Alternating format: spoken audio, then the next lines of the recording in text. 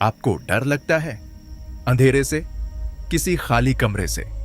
क्या आपने कभी किसी ऐसे कमरे के बारे में सुना है जहां कोई नहीं रहता लेकिन सांस लेती है? आज एक ऐसी कहानी सुनाऊंगा जो आपके दिल में धड़कन बढ़ा देगी। ये कहानी है एक ऐसे कमरे की जिसके अंदर कहीं ऐसा कुछ है जिसके बारे में आपने कभी सोचा भी नहीं होगा।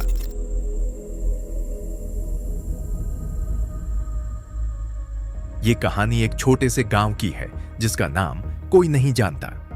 गांव में एक पुरानी हवेली है, एक घर जिसका अंदर कोई नहीं रहता। लोग बोलते हैं ये घर खून से शुरू होता है और उसमें एक ऐसी शक्ति है जो हर किसी को खा जाती है। ये हवेली एक छोटे से जंगल में छुपी हुई है। जंगल काफी घना है और उसके अंदर एक ऐसी खामोशी है जो आपको डराती है। कोई भी गांव वाला यहां नहीं आता है क्योंकि यहां से आने जाने से हर किसी को खतरा है। यह हवेली एक डरावनी कहानी है, एक घर जिसमें कोई नहीं रहना चाहता। एक दिन गांव के कुछ बच्चे हवेली के पास जाते हैं। उन्हें डर लग रहा है लेकिन उनकी जरूरत उससे ज्यादा है। उनके एक दोस्त की बहन अस्पताल में बीमार है। गांव के डॉक्टर ने उसके लिए एक दुर्लभ झाड़ी की जड़ मंगवाई है। यह जड़ सिर्फ जंगल में पैदा होती है। बच्चों को यह जड़ लानी है, चाहे कुछ भी हो। वो घने जंगल में जाते हैं। उन्हें डर तो लग रहा है लेकिन उनके दोस्तों की बहन की जिंदगी का सवाल है, इसलिए कुछ भी हो वो जड़ लानी ही होगी। उन्होंने जंगल में देखा एक लंबा सुंदर पेड़ है। उस पेड़ के नीचे वो जड़ पैदा होती है। बच्चे उस पेड़ के पास जाते हैं लेकिन तभी उन्हें ऐसा महसूस होता है कि कोई उन्हें देख रहा है, खामोशी से, अंधेरे से। बच्चे डरते हैं, उन्हें कोई दिखाई नहीं देता लेकिन उन्हें पता है कि कोई है। उन्हें जल्दी से ये लेनी है और वहां से भाग जाना है। उन्होंने जड़ें उठाई और जल्दी से भागे।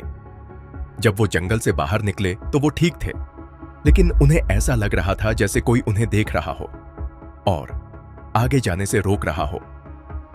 उस दिन के बाद बच्चों के अंदर एक डर आ गया।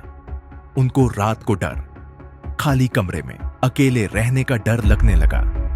ऐसा लगा जैसे कोई उन्हें देख रहा है, कोई उन्हें आगे जाने से रोक रहा है। उन्होंने अपने पेरेंट्स को इसके बारे में बताया लेकिन उन्होंने बच्चों की बात नहीं मानी। उन्हें कहा कि यह सब उनकी कल्पना है, लेकिन बच्चों को पता था कि वो कल्पना नहीं, ये सच है। कोई उन्हें देख रहा था, कोई उन्हें डरा रहा था। कुछ दिन बाद गांव में एक नई लड़की आती है। उसका नाम है अनिका। वो बहुत खूबसूरत है और इसलिए वो गांव में आने के बाद सबकी पसंद बन जाती है। अनिका हवेली के बारे में जानती है लेकिन वो उससे डरती नहीं है। वो बोलती है कि वो उस हवेली में जाएगी और देखेगी कि उसमें क्या है। अनिका एक दिन हवेली में जाती है। उसका दिल तेज धड़क रहा है लेकिन वो डरती नहीं है। वो हवेली के अंदर जाती है और कमरों में घूमती है। सब कमरे खाली हैं लेकिन साफ हैं, जैसे कोई उनमें रहता हो मगर अब चला गया है। वो हवेली के हर कमरे में घूमती है लेकिन उसे कुछ नहीं दिखता, कोई आवाज नहीं आती। अनिका आखिर में हवेली के एक कमरे में पहुंचती है। ये कमरा बहुत बड़ा है और उसमें सिर्फ एक खाली पलंग है। कमरा अंधेरा है और उसमें एक ऐसी खामोशी है जो आपको डराने के लिए काफी है। अनिका कमरे में जाती है और पलंग पर बैठ जाती है। वो ऐसे बैठ जाती है जैसे वो ठीक से नहीं बैठ पा रही हो, जैसे वो पलंग पर नहीं बैठती बल्कि पलंग उसे अपनी तरफ खींच रहा हो। तभी अनिका को ऐसा लगता है कि कोई उसे देख रहा है। वो आसपास देखती है लेकिन उसे कुछ नहीं दिखता। वो पलंग से उठती है और कमरे से बाहर निकल जाती है। वो हवेली से बाहर जाती है और जल्दी से गांव में आ जाती है। वो डरावनी है, वो घबराई हुई है। ऐसा महसूस करती है जैसे उसने कुछ देखा हो, कुछ ऐसा देखा हो जो उसने कभी नहीं देखा था। गांव वाले अनिका की बात सुनते हैं लेकिन वो उसकी बात नहीं मानते। वो बोलते हैं ये सब अनिका की कल्पना है, लेकिन अनिका को पता है कि ये कोई इमेजिनेशन नहीं है, ये सच है। कोई उसे देख रहा था, कोई उसे डरा रहा था। अनिका गांव में रहती है लेकिन वो हवेली से दूर रहती है। वो हवेली के पास नहीं जाती और ना ही वो उसके बारे में बात करती है, लेकिन वो हर रात हवेली को देखती है और सोचती है कि उस हवेली में ऐसा क्या है। वो हर रात सोचती है कि वो अकेली नहीं है, कोई उसे देख रहा है, कोई उसे डरा रहा है। आज से कुछ दिन पहले अनिका की एक दोस्त का लड़का हवेली के पास गया। वो बहुत नॉटी था और हवेली में जाने के लिए बेकरार था। उसके दोस्त ने उसे मना किया, फिर भी लड़का नहीं माना। वो हवेली में गया और वो कमरों में घूम रहा था, लेकिन उसे कुछ नहीं दिखा, कोई आवाज नहीं सुनाई दी। आखिर में लड़का हवेली के उस कमरे में पहुंच गया जहां अनिका को ऐसा महसूस हुआ था कि कोई उसे देख रहा है।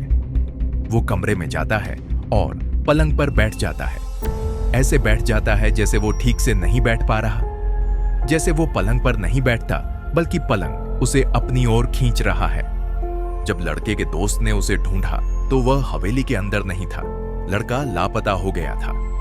गांव के लोगों ने ढूंढना शुरू किया, लेकिन वो नहीं मिला। लोग बोलते हैं कि वो हवेली में चला गया है और वो कभी नहीं लौट आएगा। आज तक हवेली में कोई नहीं रहता। गांव के लोग उसके पास नहीं जाते और वो उसके बारे में एक दूसरे से ज्यादा बात भी नहीं करते। लेकिन वो हर रात हवेली को देखते हैं और वो हर रात सोचते हैं कि उस हवेली में ऐसा क्या है। वो हर रात सोचते हैं कि वो अकेले नहीं हैं। कोई उन्हें चुपके से देख रहा है, कोई उन्हें डरा रहा है